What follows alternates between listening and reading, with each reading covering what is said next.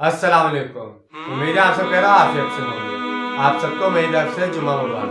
تو آئیے آج کی آیتیں شروع کرتے ہیں. انفروا خفافا وثقالا وجاهدوا بأموالكم وأنفسكم في سبيل الله ذلكم خير لكم إن كنتم تعلمون. نکلو خواہ ہلکے ہو یا بوجھل اور جہاد کرو اللہ کی راہ میں اپنے اموال سے اور اپنی جانوں سے، یہی تمہارے لیے بہتر ہے اگر تم علم رکھتے ہو. یہ جو ہلکے اور بوجھل کے الفاظ استعمال ہوئے ہیں، اس سے ان لوگوں کی کیفیت مراد ہے، اور اس کیفیت کے دو پہلو ہو سکتے ہیں. ایک پہلو تو داخلی ہے، یعنی بوجھل دل کے ساتھ نکلو یا آمادگی کے ساتھ. اب نکلنا تو پڑے گا، کیونکہ اب بات صرف تحریض اور ترغیب تک نہیں رہی، بلکہ جہاد کے لیے نفیر عام ہو چکی ہے. لہٰذا اب اللہ کے راستے میں نکلنا فرض عین ہو چکا ہے. اس کا دوسرا پہلو خارجی ہے، اور اس پہلو سے مفہوم یہ ہوگا کہ چاہے تمہارے پاس ساز و سامان اور اسلحہ وغیرہ کافی ہے تب بھی نکلو، اور اگر ساز و سامان کم ہے تب بھی. لو كان عرض قريبا وسفرا قاصرا لاتبعوك ولكن بعدت عليهم شقاق فسيحلفون بالله لو استطعنا لخرجنا معكم يهلكون أنفسهم والله يعلم إنهم لكاذبون.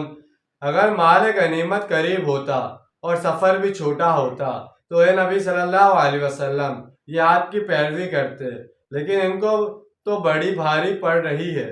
دور کی مسافت اور عنقریب یہ لوگ قسمیں کھائیں گے اللہ کی کہ اگر ہمارے اندر استطاعت ہوتی تو ہم ضرور نکلتے.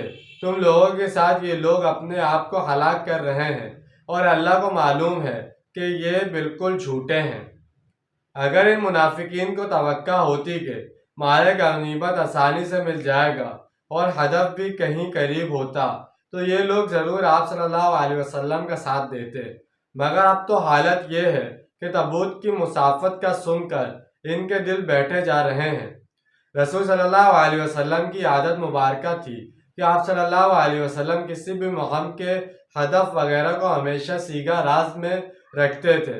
جنگ یا مہم کے لیے نکلنا ہوتا تو تیاری کا حکم دے دیا جاتا، مگر یہ نہ بتایا جاتا کہ کہاں جانا ہے اور منصوبہ کیا ہے.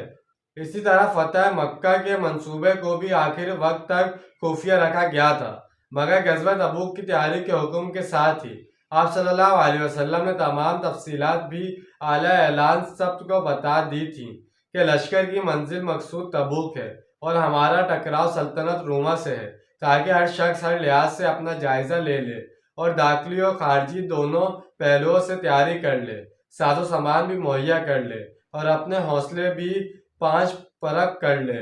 یعنی قسمیں کھا کھا کر بہانے بنائیں گے اور اپنی مرضی مجبوریوں کا رونا روئیں گے.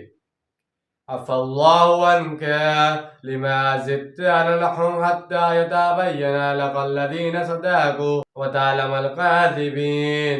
اے نبی صلی اللہ علیہ وسلم، اللہ آپ کو معاف فرمائے یا اللہ نے آپ کو معاف فرما دیا.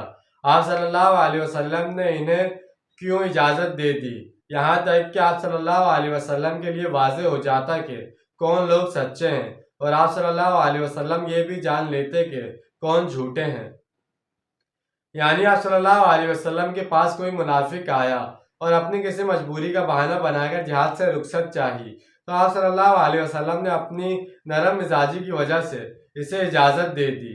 اب اس شخص کو تو گویا سند مل گئی کہ میں نے حضور صلی اللہ علیہ وسلم سے رخصت لے لی.